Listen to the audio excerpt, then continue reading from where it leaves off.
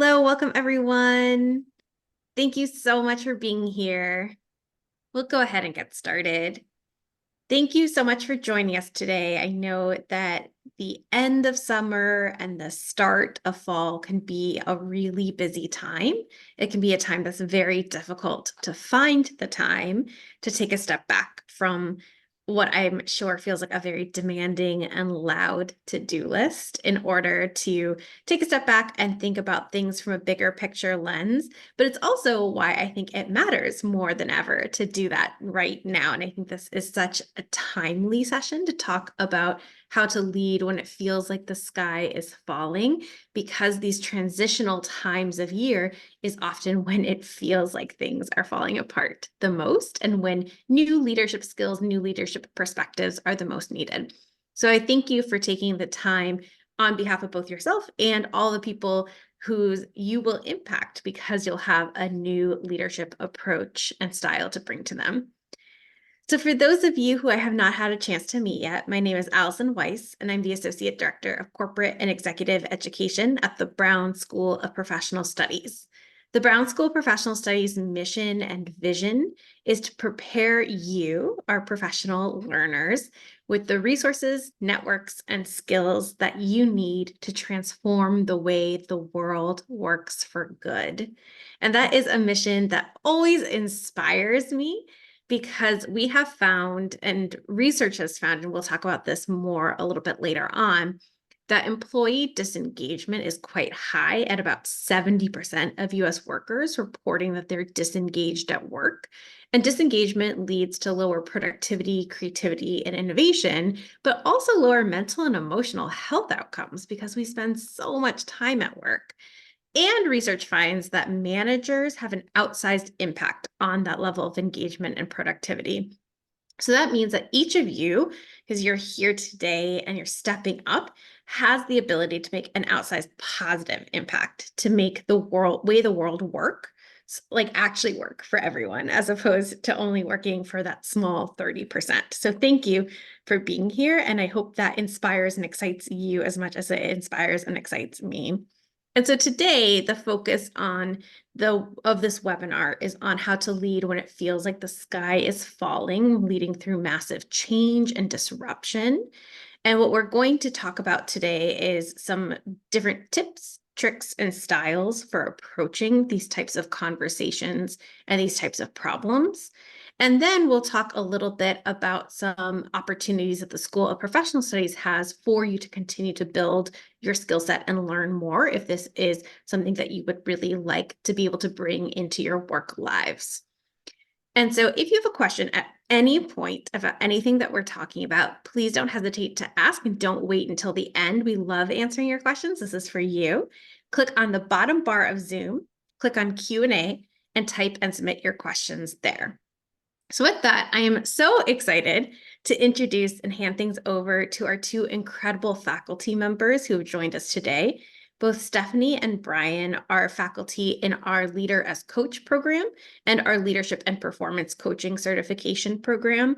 And they represent the two sides of our partnership, and actually sort of both sides.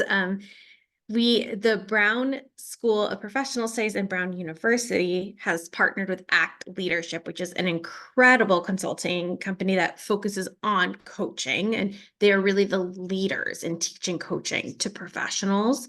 And we partner with them on these two programs. And so I feel very lucky that we have Brian from both the Brown and the ACT side, really, you're kind of both, and Stephanie from the ACT side joining us today. So welcome, Stephanie and Brian. Thank you for joining us tonight, and I'll hand things over to you. All right. Thank you, Allison. And I'm really excited to be here with all of you as well. Brian and I will do brief introductions of ourselves, and then we'll get into some conversation. So my name's Stephanie Lovinger, and I am a professional leadership coach, something I've been doing for 24 years now.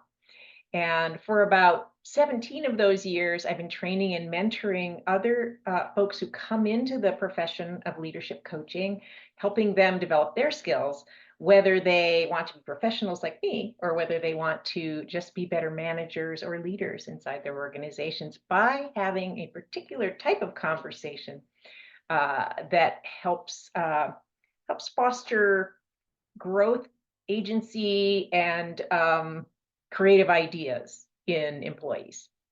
So that's a little bit about me. I live in Tucson, Arizona, and I think that's probably enough for now. I'll hand it over to you, Brian. All right. Thank you very much. Can you hear me okay? Mhm. I bought a new external mic, so hopefully it's picking up.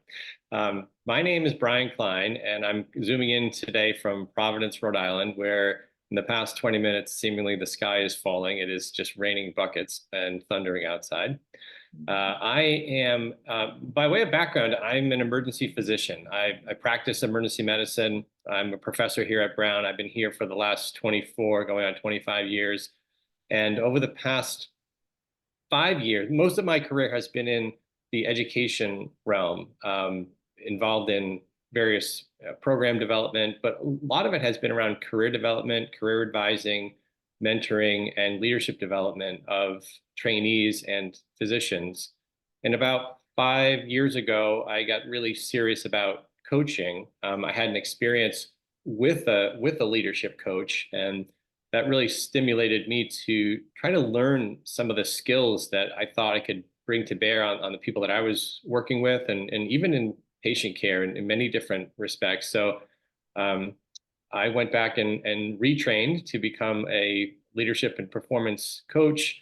And I was thrilled to be brought into the ACT fold to help run training programs. And the program that we're going to focus on today is called Leader as Coach, which is an opportunity to, as I like the way Stephanie said, like have different types of conversations than you might typically experience in the workplace.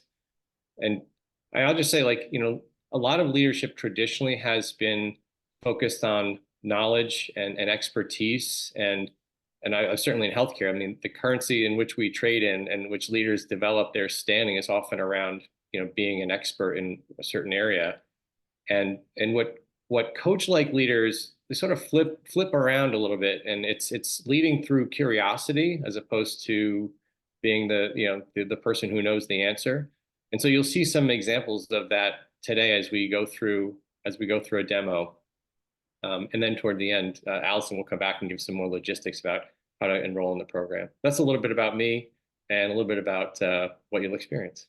Yeah, well, and Brian, as you were saying a little bit about you and how you ended up here, and having been trained as a leadership and performance coach, I was remembering why I was inspired, 3 decades ago now, to learn these skills, and that was because I had a manager who used a coach-like approach with me during a time when I was struggling a bit in the position I was in.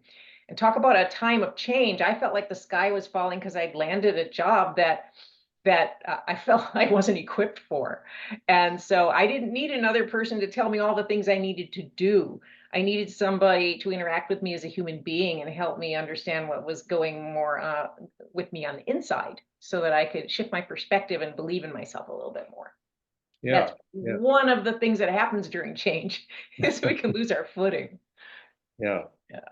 And we'll talk more about there's some foundational skills that you'll learn through the Leader as Coach program that will allow you to feel comfortable having these conversations. And the one thing I will say that I found through my experience with ACT and the Brown School for Professional Studies, and I looked around at a bunch of different programs.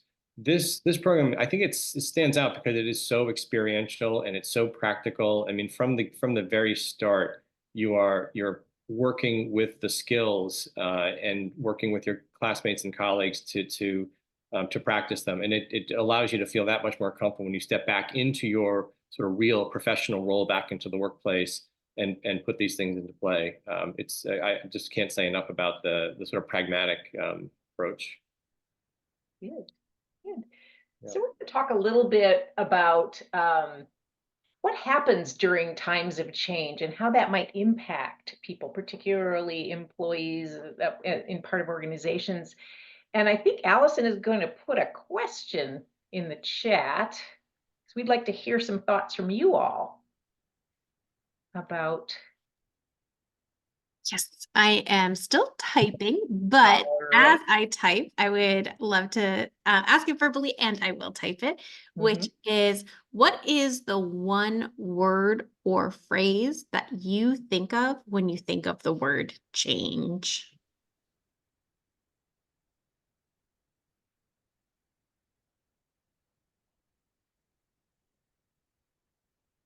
Progress. Nice. Different way of behaving.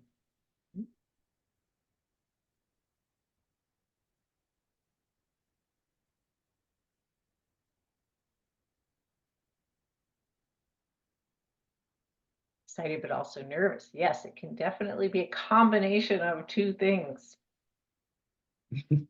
Fear with an exclamation point. Mm. New skills needed.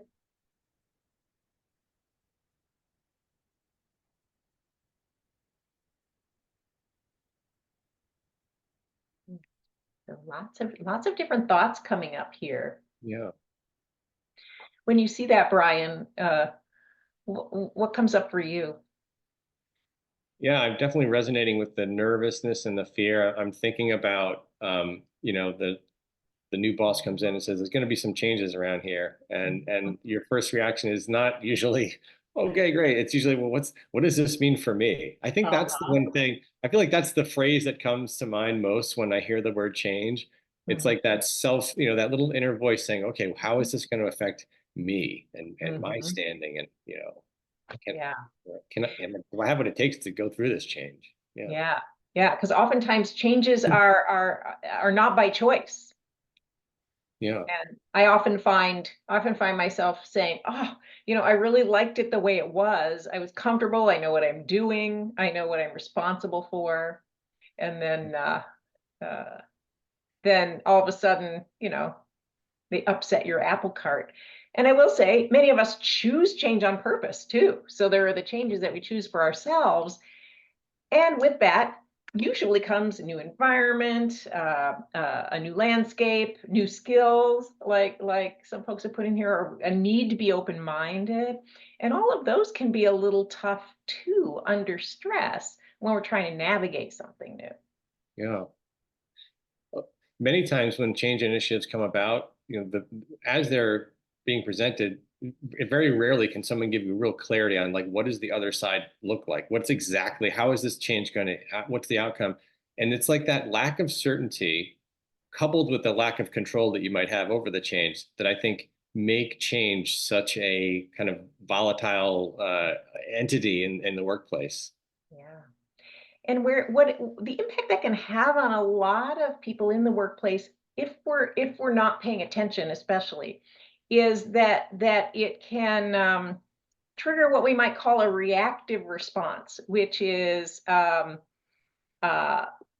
sort of less thoughtful, less conscious way of dealing with things. And I think it's perfectly natural, like you were saying, Brian, to go to, how's this going to affect me? And then to make up the worst possible story about how it's going to affect us, which then can lead to that sort of stress response. Yeah. Yeah, because it feels, in some ways it can feel unsafe. Like change implies like we're venturing outside of our comfort zone. We're doing something different. Where there's a new frontier, something, and who knows what's out there. So there's like, whenever you're facing change, sometimes you're relinquishing some degree of safety and comfort, and that's when people wall off sometimes, or dig their heels in, or find themselves resistant in some way. And it may be all well, you know, well supported, but sometimes these are non-productive thoughts that we haven't really, it's a reflexive, like you said, reactive way of behaving and then not responding in a thoughtful way. Yeah. Well, and the human brain is designed to respond that way. It wasn't really designed for modern day living. It's designed for looking for threats and dealing with threats and Yeah. keeping oneself alive. So Yeah. I wish someone could wave a magic wand and take that part out of our brains. But hey, Yeah. we need it sometimes. Yeah. But then you think about, like, the one thing that's constantly happening in any professional environment is change. Like, it's the one thing, it's what's the old phrase? Like, the one thing that's constant is that there's going to be change. And so I guess the sooner we come to terms with that and develop some skills around how we respond to it, the better off we'll feel. Yeah, I would agree with that. Yeah. So Or the more effective we'll be in our role, usually leadership role, as we're kind of talking in this context. yeah, exactly. Yeah, so that's some thoughts, and they seem to mesh with a lot of the comments that you all made. And I would say that, yeah, when we are really navigating change in a more aware or conscious way, oftentimes we choose a different way of behaving, or we stay open-minded, or we connect to the fact that change is progress. It's those moments when we might not be quite that aware or feeling quite that creative, that we might need somebody to talk to us and support us. Um, Mm. that could be our manager or a peer. Yeah. And that's where we're going to head here with some couple of role plays that Brian and I are going to do. Yeah. So in the next few minutes, what we'll transition to is I will be Stephanie's client, or her coachee, for the purposes of this. I'm a leader struggling with something related to change, and Stephanie is the person I'm going to for support and guidance and coaching around it. Yes.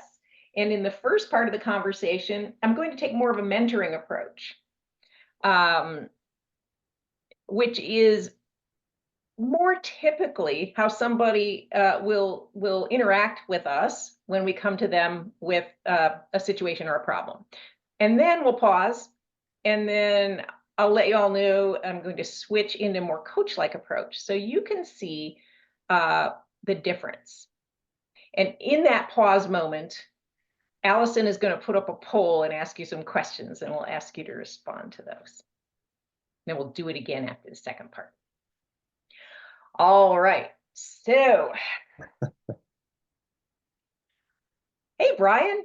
Hey, Stephanie, I could use your help, and although this is a role play for the purpose of the webinar, I will say this is a real and current and unresolved challenge that I'm facing in my leadership role, and it relates to a major change that we're going through in my department, but I think in healthcare in general, but this is in my department, around how we pay for and support physicians, in this case, to do non-clinical work.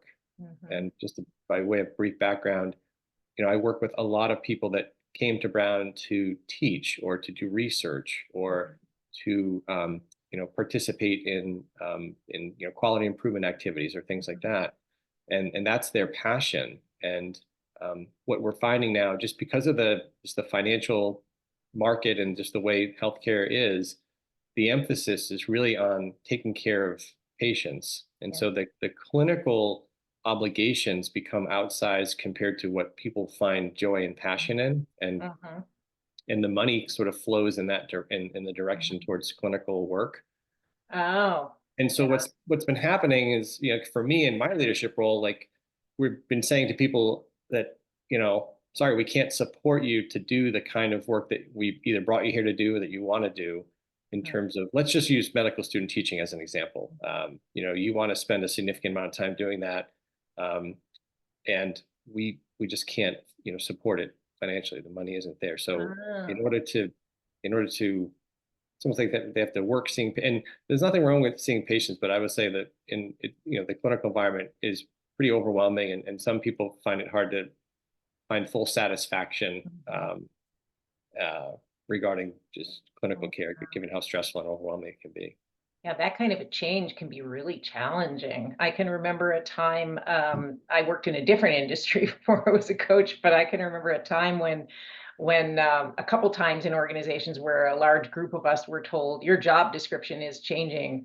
And in those situations, we're actually not going to pay you more money. We're going to pay you less money. So, yeah, that can be really tough. And I remember, finding that very difficult. So, And that's the situation that I feel like it's a great example. I feel like I'm saying to people, guess what? Your job description, you want to spend like a certain percentage of effort on, teaching. Well, that's going to have to be, that's going to have to decrease, and you're going to have to spend more time seeing patients in order to pay for the time that you want to teach. yeah. And so that's been a really hard thing because for me anyway, like, I'm having a hard time with these conversations because I feel like people are feeling devalued, they're feeling angry. And yeah, so that's kind of a big change that I'm trying to figure out how to work through. Yeah. Is there anything that can be done? I mean, could you request more money from other sources that might alleviate this problem? Yeah, I mean, everywhere you turn, people are feeling strapped. I mean, the most obvious choice might be the university or the medical school, but they've expressed their limits there. Some of our researchers, they're a great example. Like, getting research funding is really competitive, and the NIH, which is a major source of funding for people's non-clinical time, they're not giving away increasing numbers of amounts of money. In fact, it's becoming more challenging to compete for these grants. So it's just like, it just seems like the people used to talk about the three-legged stool of academic medicine. There's this clinical work and research and education. And it just seems like the imbalance is getting wider and wider, and the clinical leg of the stool is becoming huge, and the other two are becoming smaller, and it's pivoting and falling over. So yeah, it's hard to see where other sources are going to come into play and say, "Oh, great, we're going to fund you to not take care of patients." Yeah. Okay. So that's not a solution to this problem. What else have you tried? You mentioned, dealing with people who are disappointed. Yeah. What have you tried so far? I mean, part of what I've tried to do is like counsel them on creative ways that they can still participate in the activities they enjoy, and not engage in as much kind of some of the teaching activities that they're doing they might enjoy, but they're not they're not. Well, I guess none of this is really funded at a high level. I think I probably spent more time helping people figure out how to navigate our rules of clinical care, and some of them have decided that they want to go part-time. I've had like 2 or 3 people in the last month say they want to go part-time because they just they want to correct the balance any way that they can. I don't know. I feel like most of my conversations about just sharing the stark reality of it, and I feel a little bit powerless. I mean, that's part of the issue is, I want people to be happy. I want to recruit and retain people here, but I can't, I can't create their happiness through through funding. Yeah. Boy, that sounds like a real conundrum that you're in. Yeah. What else could you try to bolster their happiness? Yeah. Yeah, I mean, well, within our department, I mean, we do have some, I mean, absent time and money, I guess we can offer administrative support. We have that. So people who might be able to lighten their load in terms of scheduling and other duties, and I don't know, filling out reports and stuff like that. Space, office space, it's not quite as a premium now. So we have an abundance of office space now since people are working from home and hybrid. So we can offer people, a much nicer, place to work off-site than they might have had years ago. Okay. So there are some other incentives that might be valuable to some, it sounds like. Right. Yeah. Right. Yeah. In my past experience, sometimes that has been helpful, to find other ways to provide satisfaction or value to people. Yeah. Yeah. That's a good point. Maybe other creature comforts that I haven't thought of with, food or I don't know, other wellness activities. Yeah. Yeah. Okay. Let's pause it there. Okay. And before we switch to a different approach to the conversation, I think we're going to have a little poll here. There we go. Yes. So I've just launched the poll, and we would love for all of you to participate and give us feedback on how do you think this went? So we have 3 questions for you. Question 1 is on a scale from 1 to 5, how effective was Stephanie at helping Brian? And the choices are 1 being extremely ineffective, 2 being slightly ineffective, 3 is neither effective nor ineffective, 4 is slightly effective, and 5 is extremely effective. And these are all anonymous, so please be honest. Question 2 is on a scale from 1 to 5, to what extent does it seem like Brian got new ideas or insights? And lastly, question 3 is on a scale from 1 to 5, how committed does Brian seem to actually take action as a result of this conversation? It looks like we have a lot of your answers in already. Thank you for everyone who's responding. We're at about 70%. So I'll leave this open another 10 seconds and then we'll close and discuss. So I'm going to close the poll in 10, 9, 8, 7, 6, 5, 4, 3, 2, 1. And so as you can see in question 1, the majority of you said slightly effective, but the tail is definitely towards neither effective nor ineffective or slightly ineffective. On question 2, the majority of you again said slightly effective, but the tail is in the direction of not very effective. And question 3, the majority of you actually says slightly ineffective on how committed Brian seems to take action. So thank you. Very interesting results. Great. Good. So shall we continue the conversation and have me switch into a more coach-like approach, Brian? Would that work for you? Yeah, I could definitely use a coach-like approach for this. All right. All right. So just to kind of summarize in a couple sentences, what I heard is that you are navigating a change that's affecting a lot of people who were expecting to be engaged in one type of work and are being asked to do another type of work, and that it's impacting morale and engagement. And for you, it sounds like the challenge is, trying to support these folks, and find a way.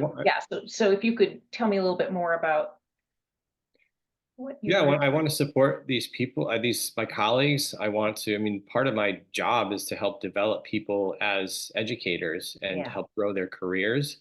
And it's hard to do that when they're having less and less time to do the projects, develop the curriculum, write the papers, do the research, those kinds of things. And so, and they're being asked to replace some of those activities with work that is really challenging. And they're well trained to do it, but it's one of the things that you hear about that's led to burnout in healthcare and emergency medicine. So it's hard to see the bright side of those two sides of the equation. Taking away something that they cherish to do and replacing it with something that is really, really difficult. So that's where I am, and that's the challenge I'm facing. And I can really see how strongly dedicated you are to your work and how much you want to support these folks and develop them. So given that these circumstances aren't likely going to change, is it okay if we focus on you and like what's going on with you a little bit and see if some more creative ideas might come out of that? Sure. Okay. Right. So when you feel like it's a challenge to support your people at this time, what are some of the things you're telling yourself, maybe about yourself? Yeah, well, I think even though this is something that I readily I understand logically is bigger than me, like the whole healthcare ecosystem is driving people toward in this direction and paying for it. There's part of me that is believing that I'm ineffective as a leader, or I'm not supporting people the way I should by allowing this to happen, even though I don't feel like I have a ton of control of. So I'm starting to kind of question my own skills as a leader or commitment as a leader, because I too have maybe developed a little bit of a fatalistic view on it. So yeah, I'm starting to question my own Yeah, my own role. Ah, okay. And so, yeah, thanks for sharing that because it sounds as if you hadn't quite thought about that before. So Mm, as you say those things, I'm questioning my effectiveness as a leader. I'm yeah. noticing that I might be getting a little fatalistic. Like, Mm, what's true and not true about you as a leader? yeah. That's a good question. Um, I mean, it's true that I spend a lot of energy and thought on this, and I do think about like other people's careers and how they might be affected by this change. Mm. So that's true, and I take a lot of responsibility for that. So that's true. Um, Can I what's offer something that I mm, heard that oh, fits with that responsibility? okay. It's you made a comment earlier, like I should be able to, like almost like your responsibility expanded beyond anything that's possible for you to be responsible for. Yeah. What? How does that land out? It was kind of a mouthful, but Yeah, yeah. No, I think part of the this frustration and challenge is you know telling myself that I should be able to solve this, yeah, and I having an expectation that I can pull a rabbit out of a hat, or the next person who comes to me and is wants to be wants their whole kind of employment situation you know reshuffled, that to be able to do that, like I should be able to have the but yeah, yeah. I can't. I don't. Hmm. So Hmm. that's what's I guess that's what's not true in all of this. Yeah, Yeah. yeah. What's more true than I should be able to pull a rabbit out of a hat? If you were being Um, kind to yourself. yeah. I mean, it's true that I'm really willing to work with people on this, and I guess one thing that's coming up right now is realizing like there's no one size fits all. Part of me feels like I'm putting all these folks in one bucket, and the truth is everyone is going to need some kind of tailored solution to how this plays out for them, and I haven't yet given the level of thought to each individual, or act frankly ask them like how can this work for you, given just given the circumstances we're operating under. So I guess, yeah. That sounds like an interesting insight. I Hmm. haven't yet thought of thought that Okay. everybody has different needs is basically my Yeah, paraphrase there. yeah, Yeah, yeah. What yeah. comes I up guess for you I when was you yeah, go Yeah, ahead. part of me was thinking like there has to be one sort of uniform kind of high level solution. Mhm, But the thing that I'm realizing now is that it's going to be different for everyone, and I should be working mhm, like just more one on one around what those solutions would how they mhm, would serve them best. mhm. And when you think about working that way with it, what comes up? Not as far as how Yeah, to implement, but like how does it impact you to think that? yeah, yeah. No, it feels like there's potentially some path forward, Okay. and I feel like I used the term fatalistic before. That Mhm, seems to it seems less prominent. It seems like okay. there's and in doing so, and maybe having some of those one-on-ones, and really exploring this with people, I can emphasize the first part of what's true, which is I care about them and their career, um, and maybe let go of the idea that I need to find the magic solution to the Mhm, whole problem, and just mhm, work on it for them as an individual. mhm, mhm. Yeah. Yeah. Hmm. As you were saying that, I was thinking of about what I've observed in you as I've known you, and that is such a commitment to supporting people. And I'm glad you're reminding yourself that's you give everything. Yeah. Well, thank you for saying that. Yeah. And so as I can see that sort of the ticking or the wheels turning there, Yeah. um, sounds like taking an approach like this would give you perhaps a little bit of relief. Um, what would you be Yeah. letting go of if you took an approach like this? Yeah. I mean, I guess I'd be letting go of the idea that there's a quick fix and that Mhm. there's a big broad fix and that I have it. And I guess what I'm also letting go of is the idea that I'm responsible for, I am responsible in some ways, but I'm not. I mean, ultimately, everyone's responsible for their own career, and I can't make decisions for people. I can only help them understand what the options might be for themselves. So yeah, Okay. Yeah. that was a very clumsy way of articulating that, but there was something of meaning in there. Well, no, it made perfect sense. And I almost thought you were gonna say I'm not responsible for their happiness.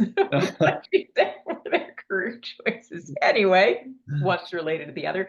Yeah. So if you were to implement something out of this conversation, what might you how might you start? Yeah, I think I would probably start with a series of questions. As Mhm, people approach me with mhm, this, in response to this big change, mhm, um, develop a series of questions that I would want to know about, like where they are with this and how they're seeing it, mhm. and what options they are see available to them, and then maybe trying to come up with other things I haven't thought of. Mhm, And I think mhm, it really all centers around having more one-on-ones with the people mhm. that are in this Yeah, position. Yeah. yeah, yeah. I kind of hear you thinking of having one-on-ones, and I can hear you starting to strategize a bit about like what are the things I want to ask them? Yeah. What are the things I might be able to offer in response? Kind of Yeah. like that. Well put. Well put. Okay. All Yeah. right. Great. Great. So, what would you like to commit to based on that? I'm going to commit to developing those questions. Mhm. Maybe I say like 3 to 5 questions that I think are going to be important for people to answer for themselves in these meetings. Okay. Great. Great. Uh, as you know from our work as coaches, some people benefit from accountability structure of some kind. Is there anybody that you'd like to tell about this that can help you stay on track, or will you just do it? Yeah, no, I mean, I think I have a colleague, another one of the vice chairs of our department. If you're willing to serve as my accountability partner, I could let you know when I've drafted these questions. Great. All right. Excellent. All right. All right. You're such a caring you're such a caring person, Brian, and I really think you're going to find a way to navigate this that people are going to know they're supported. Whether they're happy or not, you can't control that, right? Yeah. Yeah. No, that's a good point. But That's a really good I point. really see you leaning into your strengths. Well, thank you. I appreciate you I, saying that. I hope it's more easy for you this way. Yeah. Okay. All right. Thanks. All right. Thank you. End it there. We'll end the coaching segment of the conversation there and enter Allison with her poll to maybe compare and contrast Mhm. this most recent conversation with the first one. Yeah. Same questions, still anonymous. I've launched poll 2, and we would love your feedback on how this conversation went. So, as Stephanie said, they are the same questions and they're still anonymous. So, we'd love your honest feedback. Question 1 is on a scale from 1 to 5. How effective was Stephanie at helping Brian? With 1 being extremely ineffective, 5 being extremely effective. Question 2, on a scale of 1 to 5, to what extent does it seem like Brian got new ideas or insights? And question 3 is on a scale of 1 to 5, how committed does Brian seem to take action as a result of this conversation? It looks like we have a lot of the responses in, so I will close the poll in 10, 9, 8, 7, 6, 5, 4, 3, 2, 1. I'm sharing the results now, and you'll see there's a pretty dramatic difference. Question 1, we have extremely effective and slightly effective as number 1 and 2, but extremely effective number 1. Question 2, again, extremely effective and slightly effective, with extremely effective at 70%. And number 3, extremely effective and slightly effective. So we made dramatic improvements in all 3 questions.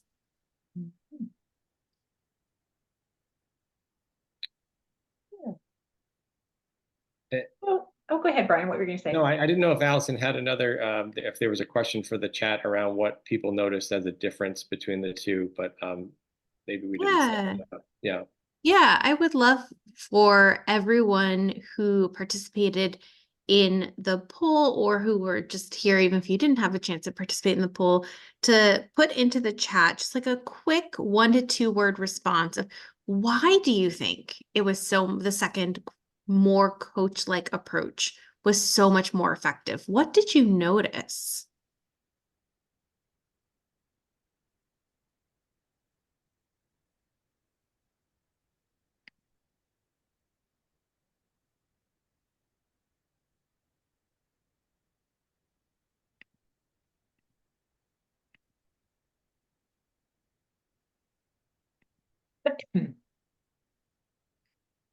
If Stephanie spoke from her own experience in the mentoring scenario, but focused on Brian's and the coaching, I think that's very astute.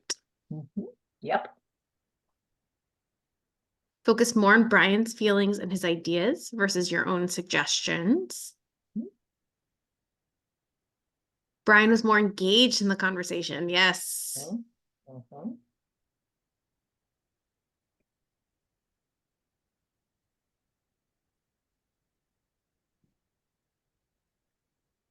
Focus on what Brian could do and what he was thinking. More self-reflection and engagement, and less projection of false storytelling and narrative. More concrete ideas. Yeah. Good.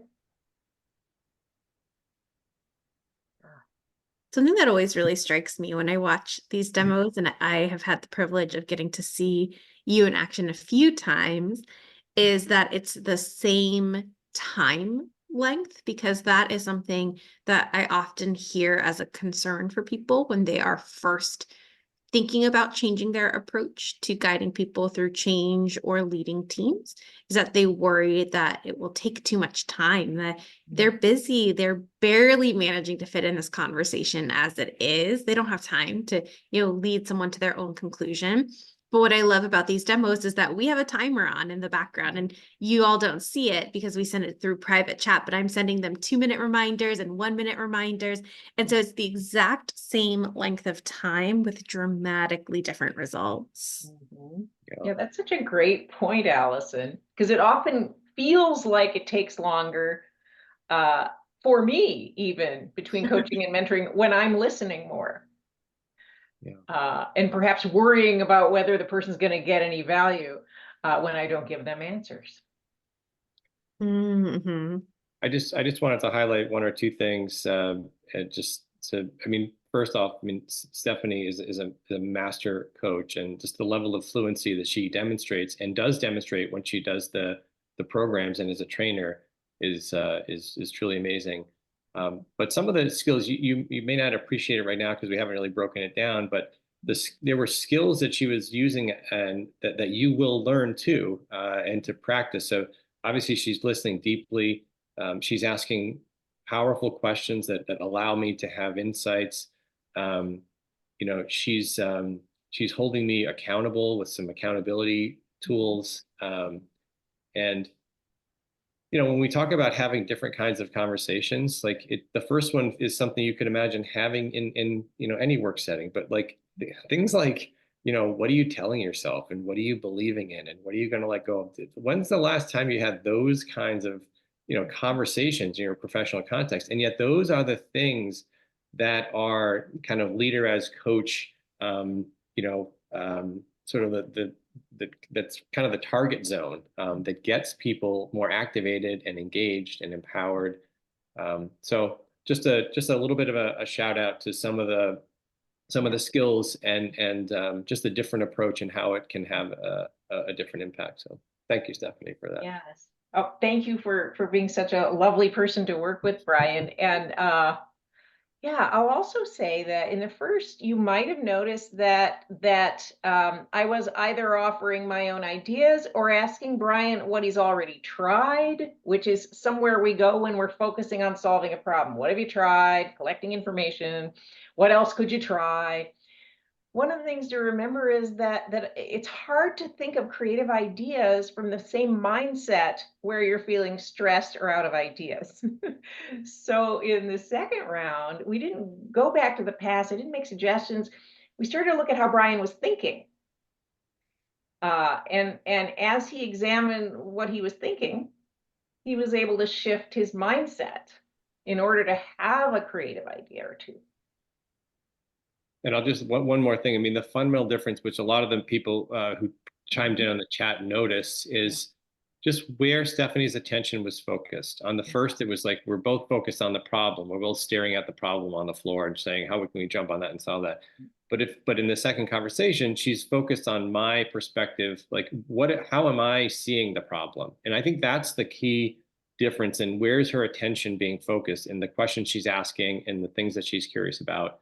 And that again, that is a fundamental skill that you'll learn through the coach training. And I think that's such a great transition into talking about the program. So if you are feeling really excited and activated and inspired, and you want to have the opportunity to develop this coaching framework, mindset, and toolkit that Brian and Stephanie have both demonstrated and alluded to, then we would love for you to join our Leader as Coach program. And I'm about to share my screen and give you an overview. And I want to remind you that we are here to answer your questions. So if you have questions about coaching, about leading through change, or about the program, please don't hesitate to put it in the bottom bar of chat of Zoom. Click on Q&A and type and submit your questions there, and we'll answer as many of your questions as we possibly can get to at the end, because we are here for you. We want this to be useful for you. And one resource we can offer is the opportunity for you yourself to practice these skills and to develop both confidence and competence in this. This is a leadership style that's often really not taught in business schools or traditional leadership trainings, but we have shown you today, and research backs us up, that it's incredibly effective. So first, I want to talk just very briefly about why coaching matters so much. We've spent a lot of time on this already, so I won't spend much time on these slides, but something that always stands out to me on these slides is that we are facing unprecedented leadership challenges. The way that we work has never changed so quickly, right? We've had to reinvent the way world works a million times in the past 4 years. And we started off this program with this statistic, but I want to reemphasize it because it really gets me every time, that 70% of US workers report being disengaged at work. And that is according to a Gallup survey that is done every year, the most recent of which came out in just November of 2023. And we are seeing this number stay pretty consistent over time. But being a coach-like leader is one of the solutions to increasing engagement and to providing real, tangible, measurable, noticeable differences for yourself and your organization. And one of the things I think is really inspiring is that being a coach-like leader has benefits on 2 different levels. First, it will benefit you as the more coach-like leader. So what we find is that more coach-like leaders are able to help solve problems in the longer term, because as you saw Stephanie and Brian demonstrate, being a more coach-like leader gives your direct report, or the person you're working with, you're collaborating with, doesn't necessarily have to be a direct report, the tools, the frameworks, and the confidence to solve their own problems now and in the future, because now they have this whole new framework for kind of thinking through problems and solving them on their own. In addition, so often when we are called to have the solution all the time, we are only drawing from our own brains. And I'm sure your brain is an amazing brain. You have been chosen as a leader for a reason, but it's not the same as collecting the brains and the experiences and thoughts of many people and combining that power. And being a more coach-like leader gives you the opportunity to hear more ideas and perspectives, and therefore make an even better choice. So it keeps the accountability where it belongs. It creates long-term solutions, and it brings in more solutions. So it benefits you as a leader. In addition, it benefits teams and organizations because now you've balanced relationships and results. You've created trusting relationships. You're able to retain and engage employees in the long run. And the piece that always stands out to me the most on this slide is that PwC did a study on executive coaching and found that the mean ROI is 7 times the initial investment, which is a lot higher than a lot of other similar leadership competencies. So hopefully we've convinced you, you've seen it yourself, and now you've seen what the numbers say, that coaching is important. So if you're excited and you want to put this into practice, how can Leaders Coach connect you to the skill set? We offer 2 different modalities in order to take this program. You can either take it as an online program, in which case it will be a 7-week program where you meet online just once per week on Tuesday evenings, and I'll show you the exact schedule over 7 weeks. Or you can take it as an in-person program on the Brown campus in Providence as a 3-day intensive. Either way, you cover the same material and you learn the same skills. It's just a very different learning experience. This is the curriculum you will cover in either modality. So this is covered in both the in-person and the online version. There are 6 modules. The first module is on coaching foundations. This helps you to understand why coach-like leadership matters so much, helps you to understand the difference between mentoring and coaching conversations, and helps you develop the mindset to go into conversations with a more coach-like approach. In module 2, you learn the different levels of listening. So often we listen to respond instead of listening to just comprehend and listen. So as Stephanie kind of mentioned, that sometimes it can feel like time passes differently when we're listening on a different level. And you'll also learn the skill of how to ask really powerful questions to really understand what's going on and then activate and unlock solutions. In module 3, you'll learn 12 distinctive coaching skills, some of which Brian alluded to earlier. You'll learn how to create the arc and structure of a coach-like conversation, and you'll learn how to move both yourself and others through the ACT cycle, which is awareness to choice to transformation. In module 4, you'll learn how to coach with values, purpose, and resilience to ground yourself and make sure that you're centered in what you're really hoping to get out of this, and that you're able to build this to be a change for the long term, not just the short term. Module 5 is my personal favorite module. It is our reactive to creative module.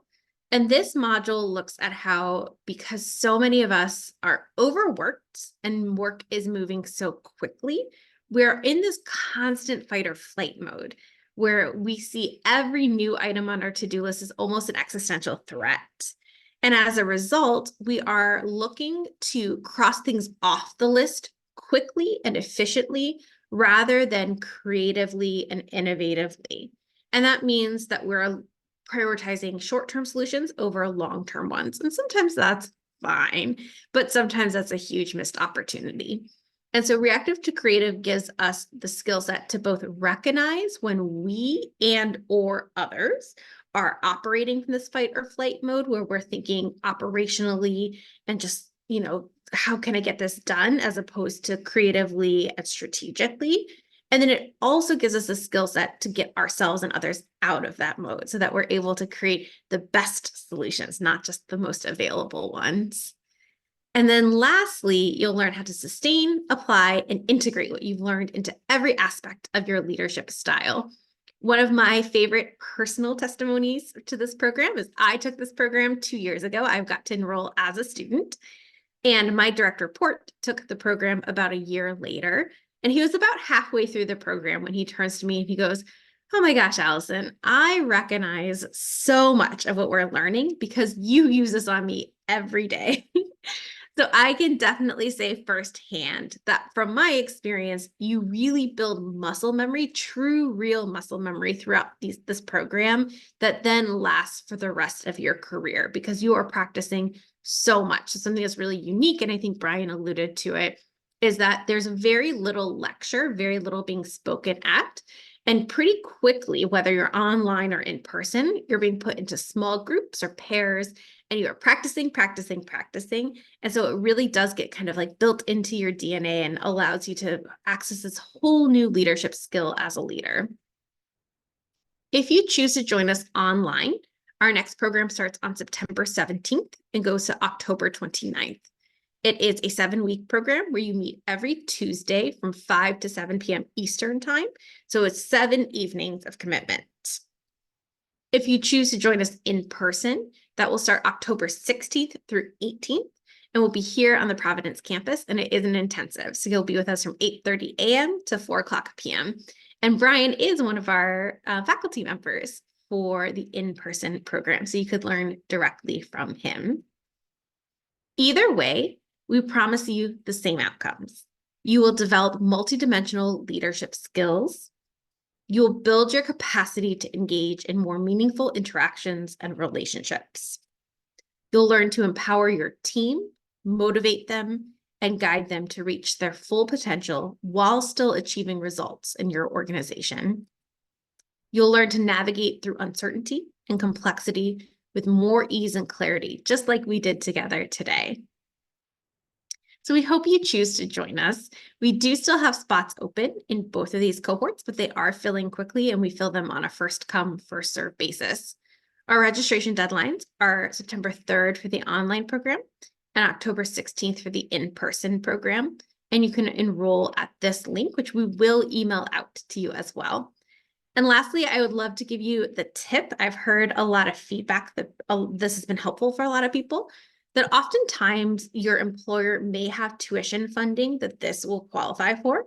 If you look at our website at this link and then click on register, you'll see that we have a letter that's a templated letter where you can send to your employer telling them about all the benefits that you'll learn from this program and the skills that you'll bring back. And in addition, if you are a Brown employee, which I saw there were some staff members who signed up for this, our education benefit does, in fact, completely cover Leaders Coach. So we would love for you to join us in this program. So thank you so much for being here today. I'm going to stop sharing my screen and go to answer all of your questions. And as a reminder, please submit your questions by clicking on the bottom bar of Zoom, clicking on Q&A, and typing and submitting your questions there. We're happy to answer questions about coaching, managing through change, leadership, or the program. So the first question is, I'm going to open this to both of you, both Stephanie and Brian first, which is how would this type of leadership, the more coach-like leadership, be applied in a group setting if you're one leader with 4 to 5 reports? I can offer a couple of things and then see what you might say, Brian. While in our programs we have you practice it as a one-on-one conversation, you'll also learn skills that you can use with a group or a team to create a lot of psychological safety, so that if you were going to have conversations where you were asking people's questions and so forth, that you could create an environment where you could speak to the group and have them share freely and honestly with you. By keeping the team focused on a goal that they all share, sometimes being able to have a conversation as a group and keep the focus on what they're trying to achieve can really help create a lot of bonding on a team, and a lot of understanding between all of the members of the team that they might not have understood about themselves. Yeah, I was going to say something similar. One of the foundational skills you learn, this is probably the foundational skill, is around how to design relationships with your, either it could be one-on-one or with a team or a group. And it doesn't have to take very long, but it's sort of setting the rules for engagement in terms of how we're going to communicate, how we're going to be successful together. And that's not something that comes naturally. It's something that's quite obvious, but when you learn it, but you're like, wow, I should be doing this more often. And that's something that I think benefits. And then I will say, like, the more that you role model coach-like behaviors and skills, your team will pick up on that, and that's going to create and foster more just coach-like behaviors within your group. Yeah. Yeah, there's also a section of the program where we have you imagine different places that you'd like to use this approach, and imagine how you will do it. And the skills are very transferable, but you actually get to play with that a little bit even during the program. Thank you. It's a great answer. And Brian, I really agree with what you said about how it creates this virtuous cycle and other people start to pick up on it because I think they both feel how good it feels to receive that, but they also see how effective it is. And I recently had a moment like this in my personal life where I said something to a friend and I could tell she did not agree with me in my approach. And she was about to say something pretty judgmental. And she caught herself and she said, you know what? I'm going to do an Allison right now, and I'm going to ask you a question. And I was both so grateful that she noticed, but also so grateful that she chose to do that approach because it led to really great connection and it led to us really deeply interrogating a decision that I had made at work. And I think she was right. I think I could do better in the future. So but I wouldn't have seen that if she had sort of just come right out of the gate Yeah. seeing that. Instead, we were able to problem solve together, and I felt really seen and heard in the process. So I completely agree with you about how people notice and they start picking up on it, and it creates this whole culture of coaching that's really powerful. Yeah. And we have somehow started to run out of time, which I don't know how that happened. Time flies. This will be our last question. And this is also for both of you, which is what can you do to avoid common mistakes when you are in a challenging environment? Mistakes like rushing, being reactive, fixating on a problem versus getting their perspective, etc. My quick answer to this, and sort of flip, but find someone to coach you. Get some support from someone else who knows how to ask you the right questions and listen. But what were you going to say, Brian? Yeah, I would say that one of the first things that came into my head was like remembering that it's not about you. And I think sometimes we rush to respond, we react or we solve the problem because we're thinking like that's our job, because we're the leader and we need to be the fixer. And sometimes we need to be, the listener, and it's not about me. It's about being able to step back and say, okay, there's something more important here that I need to be focused on. So I mean, it's a great question, and I think I guess the most clear answer I can give you is like when you have coach like leader experience and skills, you'll be able to see things differently. I mean, to Allison's point, you're seeing the world differently. I think that is the fundamental gift of the coach like training. Yeah. Yeah, and the one thing I'll build on there is, the old advice that's been given for years is that when you get angry, count to 10. Mhm. Uh, I believe that whoever came up with that idea knew that when you breathe and you count to 10, you're able to observe yourself a little bit more than if you just go with the first thought you had. And so that enables you to do what Brian is talking about, which is to say, okay, wait a minute. This isn't about me. What is it about? Yeah. And often you can then make your decisions and plan your actions from a different place. We haven't really touched much on this because we talked about the program and the skills, but there's also this component that we haven't really, there's a deep inward journey to this whole Yeah. process. Like becoming more self-aware Mhm. is a big part of I guess this one of the secondary gains of the training that you'll experience. Yeah, that was my other knee-jerk reaction. I was going to say, take this program and you'll learn how to do Yeah. that yourself. Anyway. No, absolutely. I think Mhm. we would love to have all of you join us in the virtual or in-person classroom for this program. And I loved what you said too about kind of these like secondary benefits, because I think another one that comes to my mind is that you also get free coaching, which is kind of incredible because in order to practice your coaching skills, you're being put pretty often into small groups, pairs, triads to practice coaching. And in order to practice coaching, you need to come up with actual scenarios that you would like to get coaching on. And I remember leaving each one of these sessions being like, wow, I got so much free advice today, and actually being able to put that, or not, rather, that was a bad term on my part because I didn't get free advice. That is the whole point of coaching. I got free coaching and I got to see the answer within me, but it was directed in a way that I wouldn't have found on my own. And that was really powerful and really incredible. So you have these immediate applications of the advice that you unearth via the coaching practices. And then you also have the ability to lead and to coach in a different way, which is really incredible and really powerful. So thank you both so much, Stephanie and Brian, for being here today. I know you're also really busy, so I'm really appreciative of your time to both demonstrate the power of this leadership style and to answer these really incredible questions. Thank you to everyone who joined us today. You participated in polls, you responded to the chat prompts, and you asked incredible questions. So you really co-created this experience with us. And we hope that we get the chance to continue this learning journey together through Leader as Coach. Thank you all so much. Have a great rest of your night. Take care. Bye. Thank you.